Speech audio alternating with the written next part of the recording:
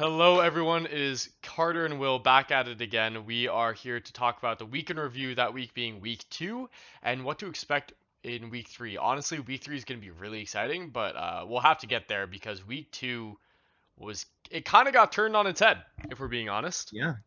Uh, yeah, they're now that we're kind of getting a better picture of the season. Keep in mind also, week two is a third of the way through the split this year, based on how short the league is. So we are at week two. We've just completed rather week two out of 6 total weeks. And the standings are looking kind of interesting right now. Both at 5-1, we see Cloud9 and 100 Thieves. Boasting 4-2 records are TSM and Dignitas of all organizations. We also have Team Liquid and Evil Geniuses at 3-3. Immortals is 2 wins and 4 losses, and the Golden Guard, as well as FlyQuest are 2 wins, 4 losses. Golden Guardians and CLG are both 1-5. Yeah, and absolutely, oh, we'll talk about CLG in a bit, but I definitely got it wrong. I think everyone did with Dignitas this past week. They're one of two Yeah. teams, I believe, to go 3-0 this past weekend. The other being TSM, which also surprised everyone. Yeah. Um, but yeah, Carter, what do you think about this Dignitas 3-0? Is it just kind of like a fluke, like the matchups, Yeah. or they Yeah. they played out of their minds? Like, what's going on here? Yeah, that's kind of the question with anytime a 3-0 weekend happens. It's like, okay, are these guys really good, or are they just overperforming this weekend? And to kind of get a better indication of that, you have to look at the teams they played. Dignitas were able to take down 100 Thieves on Friday, and hand 100 Thieves their only loss of the season so far. So I think that kind of that kind of stands for itself in some ways. Dignitas clearly have the ability to take down top teams. I think most people would argue right now 100 Thieves are a top team. On top of that, though, their wins are over Immortals and Golden Guardians, who are 2-4 and 1-5 now, respectively. So I guess you can weight that 100 Thieves game maybe more heavily than you weight the I do have Immortals. to correct you briefly. They beat Huh? EG, not 100 Thieves. I do have to correct you. Dignitas Oh my God! went Yes. Immortals, I was EG, looking at. then I think ended You are on, correct. You are correct. I or was no, looking at sorry, Sunday, Golden February Guardians was 2nd. second.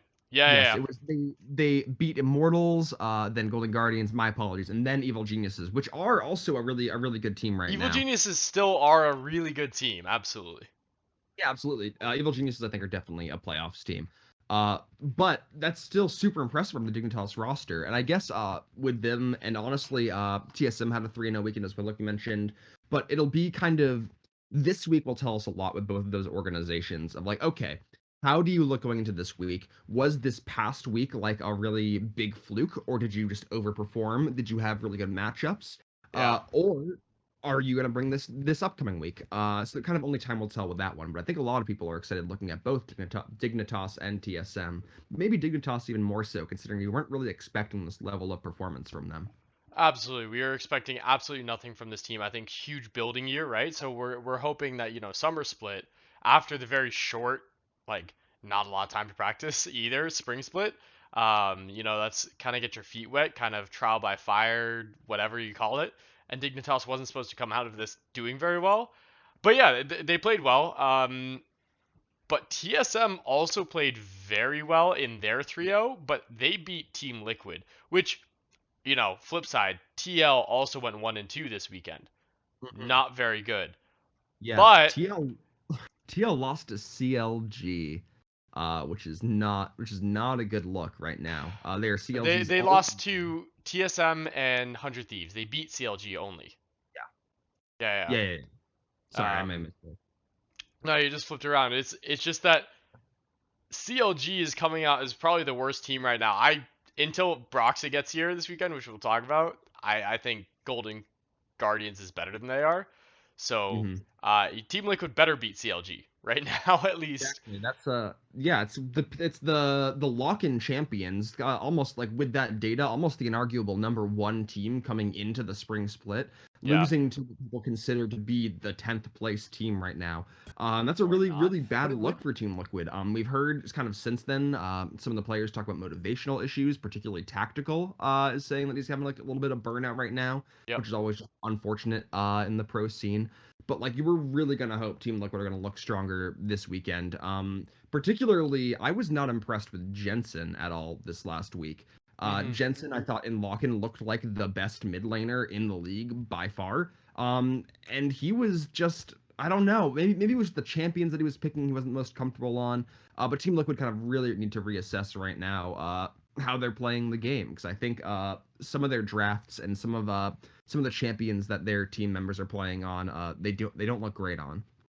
Yeah, no, totally. And it can flip flop every single week, right? Like TL didn't go 0 and 3. They didn't lose to CLG. They lost to TSM and 100 Thieves. 100 Thieves, obviously, everyone knows right now. They're top tier, and everyone kind of saw this coming.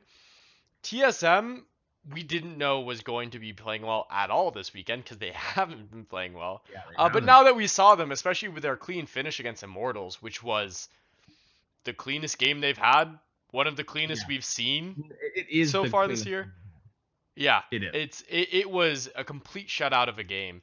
The only other one that comes to mind is I think Cloud9 played FlyQuest and had like a 9k goal difference at Yeah, minute 20 or something. that was a little unfortunate. Um, Why?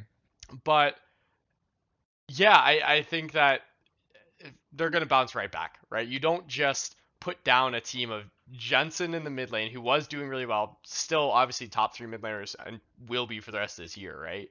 You have Yeah. Tactical and Core JJ. You got Alfari, best top laner in lock-in. You Hmm. have Santorin, who showed up and suddenly meshed with the team out of nowhere. It's True. just, Yeah. I'm sure the team will bounce back. Yeah, It's just an this is not the awkward time to weekend for start. sure. This is not the time to start sleeping on Liquid. Yeah. They are the lock-in champions for a reason, and we've seen what these players look like when each of them are playing kind of at their peak performances. It's just kind of a matter of like refining their game so they can always get into situations they want to get themselves into. Yeah. Because sometimes it looks like Liquid like gets caught out. They get like Core JJ had some really aggressive plays that didn't work out for them in the games that they lost. Yep. So it's just kind of a matter of like they're trying this really aggressive style for the first time. It's not always going to have the most success, and sometimes teams, when Liquid make aggressive mistakes, can punish them for it. But they still are the lock-in champions, and I think they still are probably contending for like a top three spot in North America. No, 100%. So I definitely don't want to sleep on them.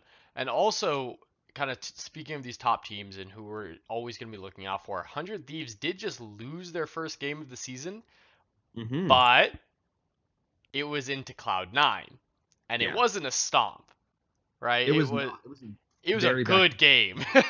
Yeah, it was super back and forth. That was the game where there was a level one TP down bot lane where somebody got a double kill on Cloud9's bot lane at level one because they had blown flashes at before the minions had spawned. It was crazy and it was so back and forth. Cloud9 Yeah. won that game even though 100 Thieves had Cloud Soul. Uh Yep.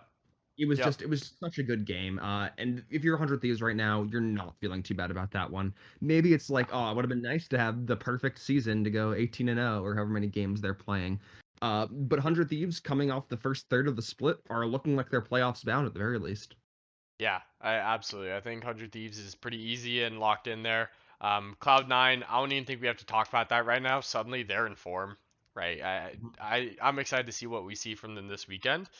But what we're kind of noticing here, and you talked about the rankings at the start of this, is there are four teams, at least currently, that are behind in my Yeah, mind, right? All the others, I have to include Dignitas as one of the ones on top.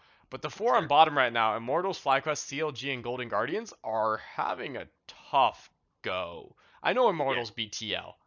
I know. I Yeah. understand that they beat TL. I can't consider that suddenly making them above bottom four, right? And Yeah. I can't even consider. I think there's a huge like divide between this bottom four and the top six. I might. Yeah. I know Dignitas is like fourth place right now, right? So No, no, no. technically they deserve a higher spot, but they might be bottom half as well in my Yeah, mind. you know what I'll say about Dignitas is that we have yet to prove that what Dignitas have shown is more than a good weekend.